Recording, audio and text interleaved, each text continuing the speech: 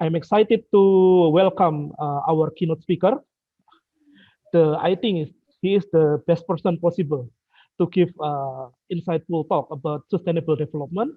Allow me to introduce our keynote speaker, Professor Allam Ahmed, the founding president of World Association for Sustainable Development. And also he is also the founding director of Middle Eastern Knowledge Economy Institute, as well as a lecturer in some of the top institutions in United Kingdom. Please welcome Prof. Ahmed. The time is yours. Okay, good morning. Assalamu alaikum. And thank you very much for giving me this opportunity. I'm very grateful and very humble to your invitation. And I wish there is no COVID-19 and I would have been with you. You are great people and I very much enjoyed my last visit to Erlanga. And I have seen by my own eyes great scientific work in this university. And I wish you all the success. I'm going to share my screen with you.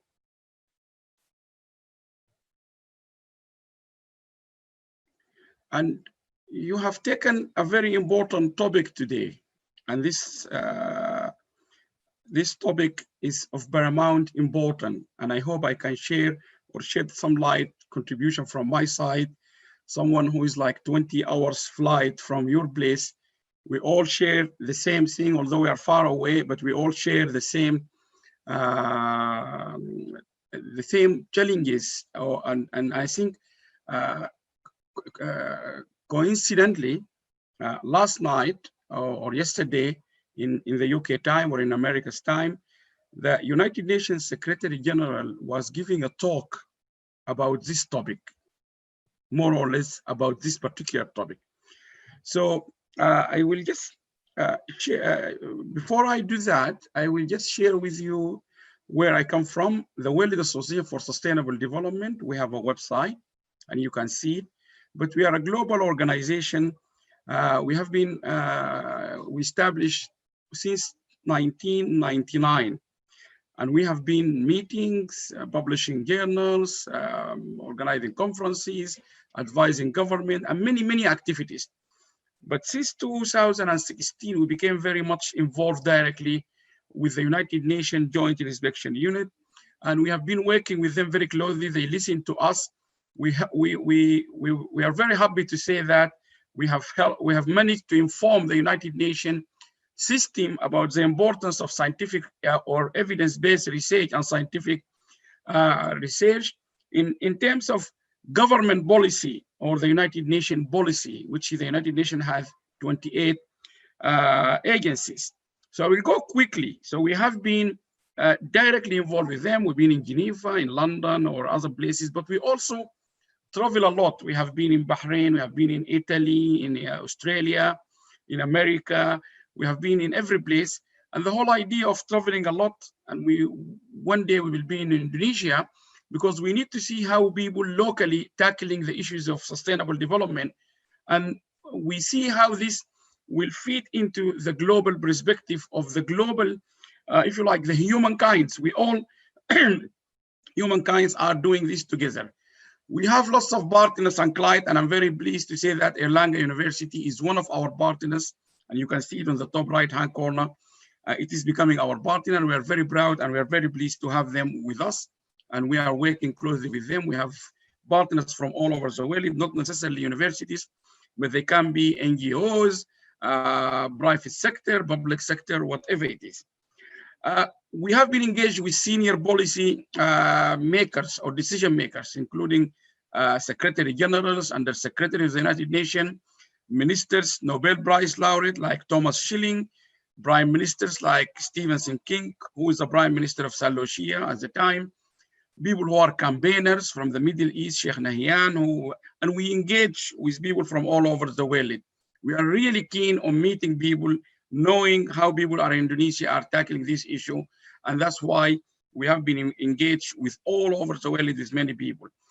For today's session and for the theme, which is very important, you have selected, I am going to give a quick background, and then I will look into the issues of biodiversity, which is the focus of this seminar or symposium and versus the Sustainable Development Goals. And I will also look into a few issues which will help me to share with you my understanding of the challenges which is facing Indonesia and the rest of the world in terms of biodiversity and ecosystems.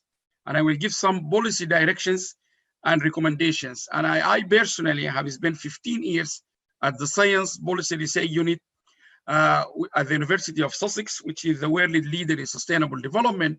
But I have been involved quite heavily in policy issues, so I will give you some directions and I will end up with conclusion. Now, the first issue we need to all take into account very seriously when it comes to global issues, particularly with sustainable development, biodiversity, one of them, we need to remind ourselves what kind of data we are using. So no matter how you work hard to find data about Indonesia or any other countries from the developing countries, you will find yourself struggling, because the fact is World Bank, United Nations Development Program, they produce this Human Development Report, a statistical yearbook of the UNESCO, INSEAD, which is the Global Innovation Index, World Health Report, United Nations Report, Global Competitiveness Report, and most importantly, Environmental Performance Index from Yale University. You will be faced with the following. Data is not available for every country. And you might go to Indonesia to try to see how you can prescribe policy for Indonesia for biodiversity, and you will find there is missing data. This is not a problem for Indonesia or Asian countries or African countries, but almost all of the developing countries are facing this problem. So therefore, it will make it very difficult to actually use the mathematical modeling being designed and produced by economists or scientists, because we don't have enough data. Therefore, I think the first message for the Indonesian government or for you guys at Erlanga is to take this issue seriously about data. What can you do? Like the father or the founder of data science, Deming, said once, without data, you are just another person with an opinion. So this can emphasize the importance of data. Now, I took this short video with permission from the channel. This channel was broadcasting just yesterday, and then they took people live to Columbia University in America, where the Secretary General last night was giving a talk, or yesterday afternoon, which is last night Indonesia time. So let's hear what he was saying and see how important and relevant what you are doing here with the whole world efforts. I will just let you listen for 1 minute. Guterres, as I promised, will be delivering a State of Our Planet report at the Columbia University. I understand that it's just about to talk. Let's take you there right now.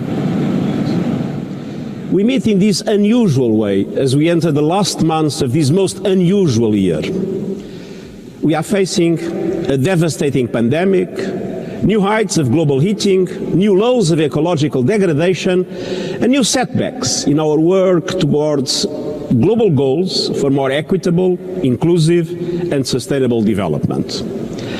To put it simply, the state of the planet is broken. Dear friends, humanity is waging war on nature. This is suicidal.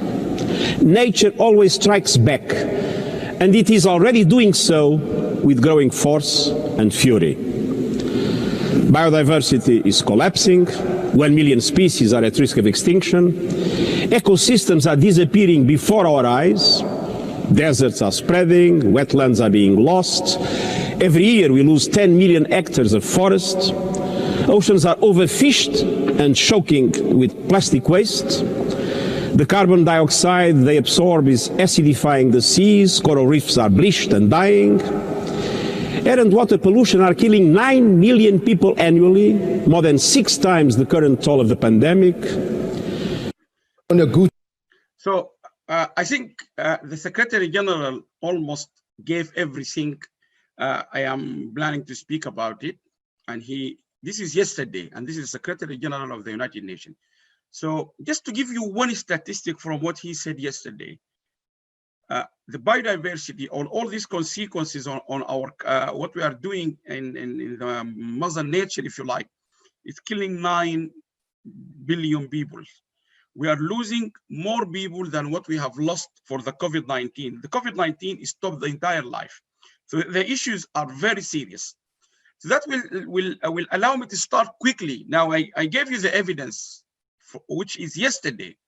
That's why it is very important what you are discussing here. And I really commend you for discussing this topic right now. There are different challenges we all face in Indonesia, in the United Kingdom, in America, in Africa, but people start to put them together in groups. One of them is food production. You might have a good source of natural food or organic food in Indonesia, but not every country. Some countries, they can't grow, like in the Middle East, Saudi Arabia, and they cannot even grow because of the soil is not fertile. Sorry, there is lots of acidities and so on and so on. We are growing faster than what we produce to eat and so on. We have wars, conflicts, and so on and so on. Problem with water resources, energy security and supply. You might have heard a week ago, our Prime Minister Boris Johnson said from 2030, there will be no car to use diesel or oil. We have to have electric cars. So immediately in our buildings, we start discussing about changing in our car parks, having socket for our cars, because 10 years from here, which is almost 9 years, and again and again. But then there is issues of climate change, ecosystem, which you are discussing today, minerals and so on. So to put it bluntly, this is more of the key challenges every country is facing. Terrorism is affecting us in London, is affecting you in Indonesia. Food production is affecting you in Indonesia, affecting people in Africa, and so on and so on. Let me quickly move to sustainable development. I think there is a big journey. I'm not going to spend more time here because it's available. There's lots of material we can share with you, videos, everything.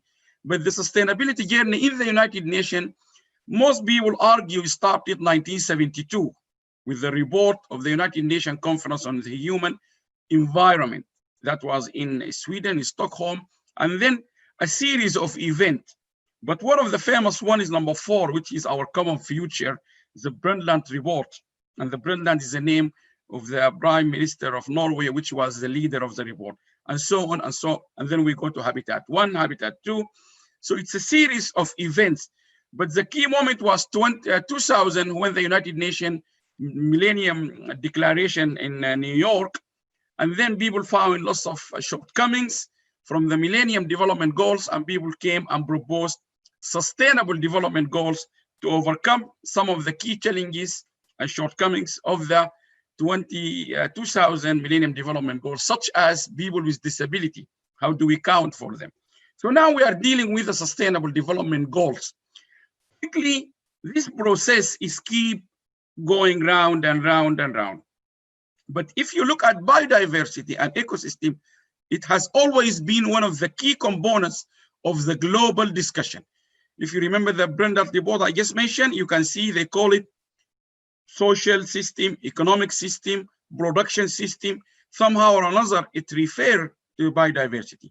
Millennium Development Goals at 2000 also refer to biodiversity through ensure environmental sustainability. Then we go to the World Bank perspectives, which also refer to human capital, social capital, and natural capital, which is biodiversity. And then when the We Have initiative by Kofi Annan, it also referred to biodiversity protection and ecosystem management. So what the Secretary General was saying yesterday has been all along since 1980s. But have we behaved well? The answer is no, because yesterday he's telling us the planet is broken, despite all these efforts from the 80s.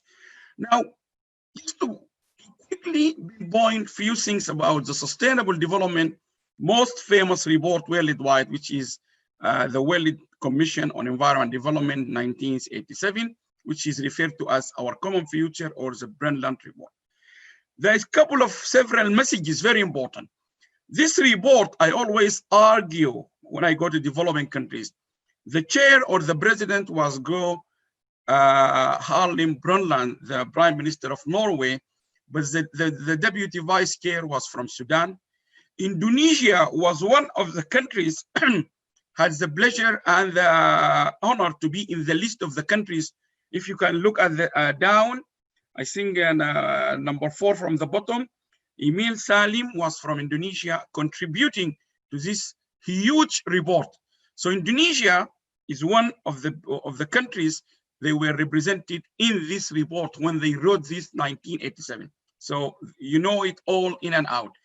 The important thing is, what is it about is we have to live our life now, making sure we give something, we leave something for the future. And that's what I'm trying to go through quickly today. But we need to clarify things. Sustainable development is not about international or foreign aid. We're not talking about giving countries support or US aid or gift. This is not, people confuse when they say development or international aid. No. The second key point, neither developed countries nor developing countries can cope with the sustainability problem in isolation. Indonesia cannot solve it alone. China cannot solve it alone. America cannot solve it alone. And that's why Joe Biden, the president-elect, is expected, his first decree at the White House is to say everything that Donald Trump signed it off, he will bring the US back in, like the climate change declaration, because he believed, Joe Biden believed this is an issue cannot be tackled without the US. Every country is facing the same thing. We have to solve it together. Exactly the same like COVID-19. We all have to fight it together. Heterogeneity in Indonesia may be different from the UK, from Africa, but that doesn't make any misunderstanding of the concept. Indonesia is unique, Africa is unique, America is unique. We got our own uniqueness, which is the beauty of all of this. We're all different, Brazil, but we can do it. And the most important thing I would like it here, particularly for researchers, students, and policymakers, there is no single definition which can actually define sustainable development. There is more than 500 definitions, and probably more. So my point for all people, researchers, students, policymakers, I will say, when you make a definition for sustainable development, you need to clarify and say that I am defining sustainable development from an engineering perspective, from a social science perspective, from a medical perspective. Then people can understand where you're coming from. I have to speak.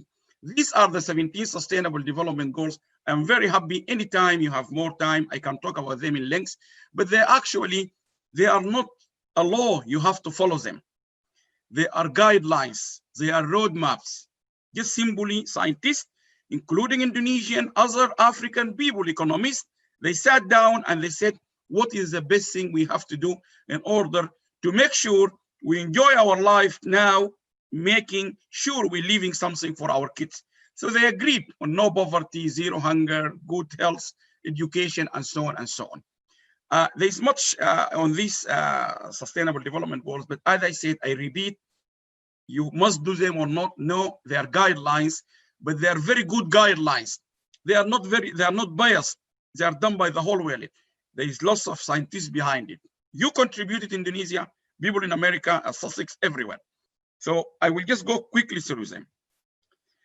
The key issue for the sustainable development for Indonesia, you need to take into account when we come to use these fantastic mathematical models and regression analysis, we will face with the global problem. This is a United Nations declaration. They have a problem with the data.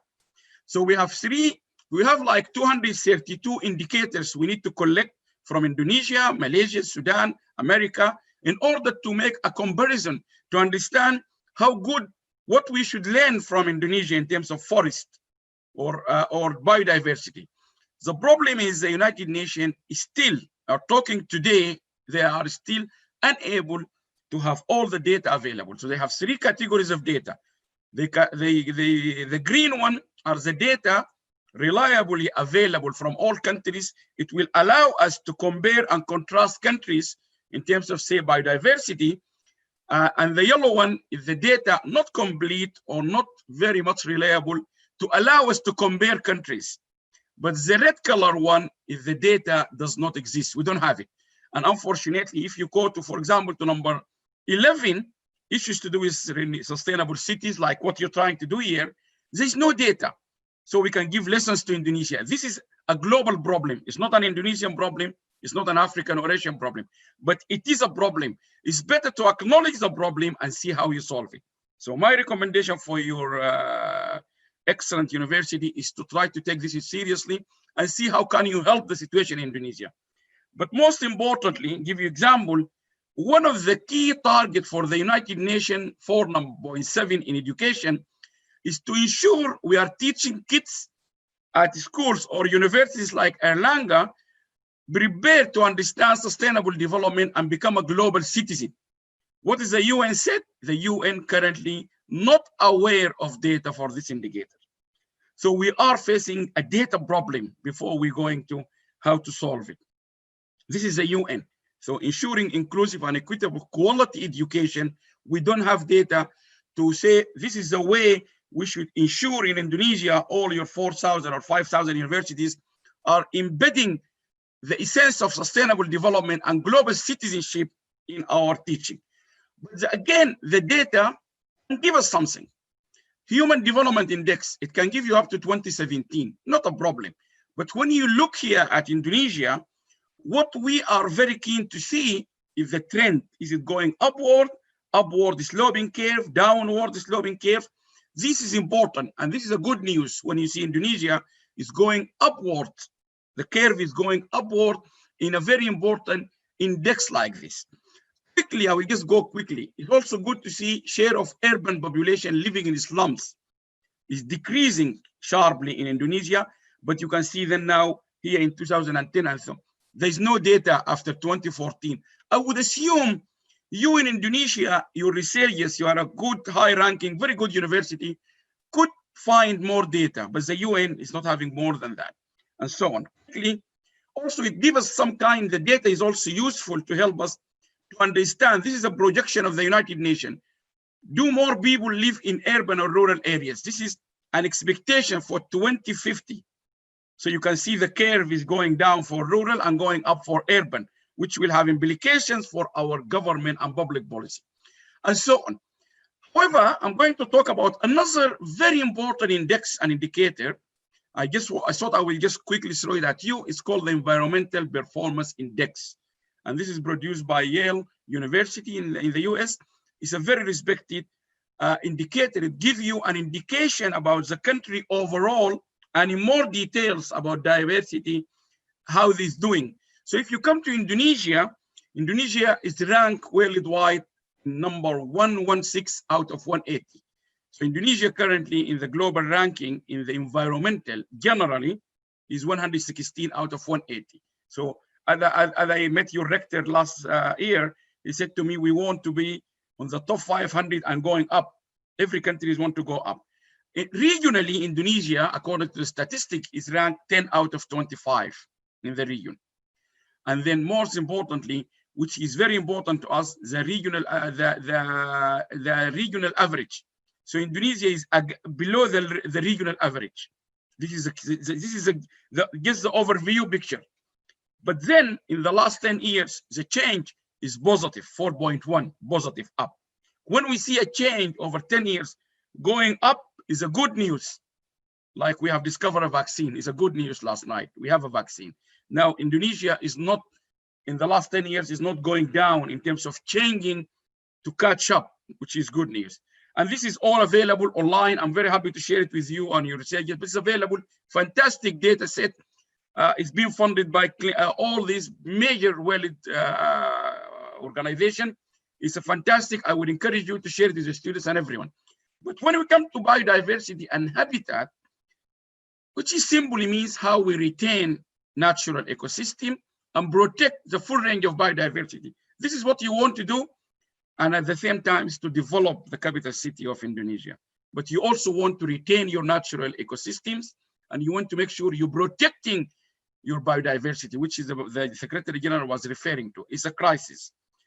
And the indicator for those guys at Yale include 5 or 7 items: terrestrial bioprotection, national or global, marine protection, protected area, and so on. All these index are available, and I know your scientists. I'm very happy to share with them. But let's see how we're doing in Indonesia. In Indonesia, for example, overall, we said the environmental sustainability is 16 out of 180 countries. positive news about the change over the last 10 years is below the regional average. This is very important. You need to be at least in a good, you have to go higher in your at least regional average. But if you look at all the indicators, most of them are positive, but some are negative. Species habitat index and those things, there are things Indonesia is really need to look at them very quickly in any policy. That's what I'm going to do. I will leave this because they are available statistics. Quickly, you can also get from these data sets lots of a viewpoint. For example, share of land covered by forest 2020. It shows you Indonesia, where is it? You can also play with these graphs and you see the situation, and then you ask yourself, why I'm not the same like China or India? What can I learn from India? What can I learn from Malaysia, which is my next door neighbor, and so on? Annual change in forest area also give you indication overall about the country and so on. Share of land covered by forest and so on. I will try to move quickly, but very important here in this graph, the share of land covered by forest in Indonesia is going down, unfortunately. But you can see Indonesia currently is going down towards the global. The whole world is making the planet broken, as the Secretary General has said. So you might need to see if this is the right thing. We're just going to be the same like the rest of the world, or shall we stick to make sure we can protect our forest? These are key policy decisions you need to take. Again, forest transition. Indonesia will come into the third stage, which is called early transition. Indonesia in that group, which is forest loss at an increasing rapid rate. So you need to ask yourself, this is what the UN is telling us about you. If that's correct, what can you do to maintain it? You are in that group too, which is early transition, which means forests in Indonesia are being lost at an increasing rapid rate. Quickly, share of tropical deforestation from agricultural products. Also, this can be generated from the data set from the United Nations and give you an idea in terms of cattle oil, because the food is the real problem. In Brazil, when they're cutting forest, they want to produce more meat, and that's the danger. What is Indonesia's policy here? Now, the cost of food is the greatest one. You can also look into the greenhouse gases, land use, and so on. So we really need to move. This data is available. Let me give you my interpretation of what is not available. Now, policy. I think the critical one, given that we are talking here at the university, Erlanga is a well-respected university, we need to go back to basic, and the basic for sustainable development and protecting the environment is education. This is a big topic. I'm happy to talk about it anytime. But you need to look to the bigger picture, everything at one lens. Poverty reduction, education. How can education help you? How education can help you to economic growth. Particularly now in the UK, 200 billion pounds is already used to protect us from the COVID-19 and so on and so forth. Human needs. People, they want to go to the island, enjoy holiday, resource conservation, population, household, individuals, government. Many players need to come together. You can't do it. Government cannot do it alone. They need the household, community, and so on. The critical parts are innovation and knowledge. I will just speed to get onto my time. Now, when we look excuse me, Prof. Ahmed, we only have 3 minutes left. I will just get there definitely, quickly. Yeah. Now, utilization of biodiversity from tropical forest to SDG, there is lots of issues. There is a plus and minus. You need to evaluate it. In the negative one, you don't want to increase your footprint, damaging the environment, climate change, impact on communities. But again, there is plus. You will create jobs. You can get more energy, efficiency, tax, revenue, and so on. You need to look to the policy from requirements and goals. What is the requirement of the policy? The state, the government. There is lots of bureaucracy. How quickly you can do it. Laws. You have to apply the law. You have to respect the law. You have to say to people, this is the law. And you have to be accountable when you are doing lots of this, like in Brazil. Also, the goal of the policy should be clearly stated. The government wants to do this because of this. And again, you have all these things. I will go quickly. You have to engage with the stakeholders and government. You need to talk, listen to people, citizens. You also need to collaborate. You need, at the university, to direct governments to collaborate with stakeholders. Now, quickly, 85% found to be any deficiency in any problem we have. They said most of the time, like Deming said, is to do with the processes. It's not really with the human being, rather with the systems. So you need to invest on the systems. The way we do business is changing. We are more knowledge-based. Try to think of this knowledge-based. United Arab Emirates is now a leading country in the Gulf because they are moving a little bit up to 9% away from depending on oil to knowledge. Think of things like knowledge, which will not destroy the environment. This is a picture from The Economist you can see.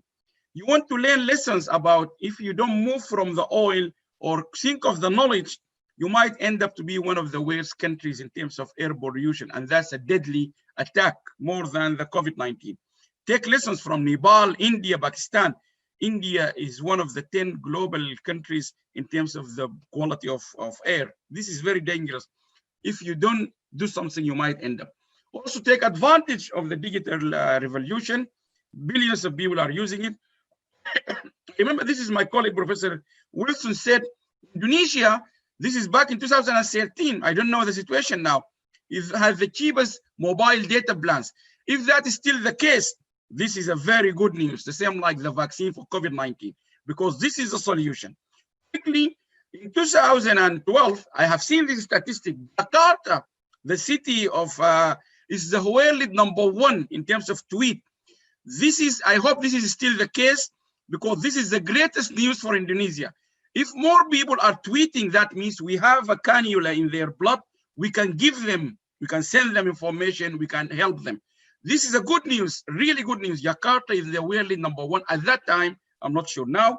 Quickly, recommendation 1, you have to take this global pandemic quickly and do something about it. You need to think now, long-term change requires long-term dedicated efforts. You have to think about how you make environmental remediation. Anything you plan to do in the biodiversity, you need to really make sure you take care of it. Universities must take a leading role in as a strategic agent for national development and so on. The second recommendation, we need to make sure kids understand that they take responsibility, because now they are using mobile phone, they're using energy. It's not like my time I was a child. We need to also consider data science for sustainability, because data science is a revolutionary way of manipulating data. And another one example for Erlanga, this is California, Berkeley, one of the largest management of technology university. In 2004, the United Nations gave them an award. What they do in their technology management program, they ask students to investigate a solution for developmental problems using technology. Maybe you can use the same approach with your students to prescribe technological solution for this biodiversity and so on. And then if you're thinking about 3 years as a plan, for example, you need to make sure you are communicating well, and also you need to make sure you have an infrastructure, and then you have a processes. And I will quickly say that still will be and remain questions. What generic framework would work better? What can be effectively implemented, and so on. And these are all questions we are very happy at the WSD to work with you closely if we will be able to do. Always remember, any policy the government implement, not all people are on board. Not all of them they're going to buy. This is a fact. Don't try to worry about this. And then finally, I hope this conversation will continue. We are very happy to engage with you. And I hope we will be, this is just example from, this is the last global conference 2019, where we were able to meet physically, like Secretary General said, unusual. I hope we will come back to the usual time, and this picture will be in Indonesia next time, and we see you all and we talk to each other. Thank you very much, and I'm happy for any questions. Okay, thank you very much for very insightful talk, Prof. Ahmed. I just realized how data, especially data science, is very important for the sustainable development. The question is from Pak Dedi Supriyadi. Now, so the question is, as we all know that the SDG is targeted to be achieved by 2030. So what kind of the collaboration should be done by government to all stakeholders to meet the target? And can you give us the example of the successful collaboration between government and maybe society or business for meeting the target of the SDG? Okay, that's the question, Prof. Ahmed. Thank you very much. Very good question. And the answer is very simply COVID-19. We have to collaborate together. And one of the words the Secretary General said, humanity means survival. That's what he said yesterday. If we all come together, at least we should survive. So the good example is the COVID-19 vaccine. Oxford University vaccine, which has been produced in less than 10 months, is a collaboration with South Africa, scientists from South Africa, from Brazil. Pfizer vaccine also involved samples, researchers, and ordinary citizens from Brazil, and so on. This is a good example of how, if we collaborate, we produce something which protects us from this. So if we collaborate in biodiversity, climate change, and so on, we will definitely do something as a human being better. And the good example I showed you on my first slide, we are collaborating with universities from all over the world, so we can actually become one solid. In Lanka, in the Middle East, in Africa, in India, in America, in the UK, in Australia, like Brisbane University, and so on, because we need to learn from each other. We need to strengthen our research effort together, and we need to collaborate so that we can actually reach solutions quicker. So I think COVID-19 vaccine is the answer, is a good example. Okay, thank you. And Pak Didi also have another question for you. And based on your experience, what is the biggest challenge for government to implement and to achieve the SDG so far? I think like what is the general biggest challenge when government want to like you explained, they make policy, but what is the biggest challenge to implement that policy to achieve the sustainable development goal? Is that for me or for my colleague? For you, still for you. Yes, this is extremely, even if it's not for me, I would have asked a request, I can answer it. It's the best question because this is a key question, really. This is a key question. What is the major challenge? The major challenge for government is two things. Number one, they need to understand these all 17 sustainable development goals, they need multidisciplinary approach. So you cannot fix the education in isolation with health. You cannot fix urban or biodiversity without educating the kids, without industrialization and so on. So this is a multidisciplinary approach. So the major challenge for government is how to make sure all different governments, decision makers or ministries or agencies, they do understand this multidisciplinary. And the second challenge is how they can work. So first is how they understand they cannot solve it alone. And secondly, how the different ministries, they actually understand how to collaborate together or to work together. And the answer to that, we have seen it in Nigeria, in Bahrain. In what we recommended the government to have an office dedicated to the implementation of the SDGs, sitting with either the president or the prime minister. The role of this office is to ensure coordination between all government ministers and agencies and to ensure they understand this multidisciplinary approach. So that's the major issue, but it has happened before. Nigeria is a good example. Bahrain, both of them, they have an office in the Prime Minister office to coordinate the understanding and the efforts to achieve the goals. Okay, thank you, Prof. Ahmed, for the very clear answer. As you know, Indonesia will move the capital city to the Borneo Island, the island with I think the high biodiversity, more rural, and also maybe has the last rainforest in Indonesia. Can you give some general advice to us on how we should build our new capital city in relation with the Sustainable Development Goal? Thank you. Thank you very much. I think the general advice is that it has to be built as a smart city. And Indonesia is already smart. And I gave the example of the tweet. This is 10 years ago or 8 years ago. So it has to be built on a smart city perspective and understanding. Everything has to be renewable, green, efficiency. So you need to build a city. You need to be very efficient. You need to be very smart, everything.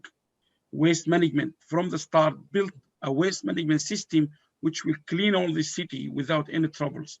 Maybe there's lots of technologies now where you can clean it more of on the ground without even have to bring trucks to take it out and so on. Recycling, education, maybe think of it like, what is it, Singapore. They were the first city to be connected all with the internet, all the household. So you have to think of in Indonesia's capital city to be like that. So if you can connect all the household with a broadband, that means supermarkets can just throw their stuff straight to that network, airlines, hospitals, and so on. So my advice, make it a smart city. The planning, everything should be smart. And this can include everything. That's my advice. Okay, that's very interesting concept. I hope that we can implement some of that concept because we built it from like zero. So I think it will be easier to build like the smart concept like that. Thank you, Prof. Ahmed.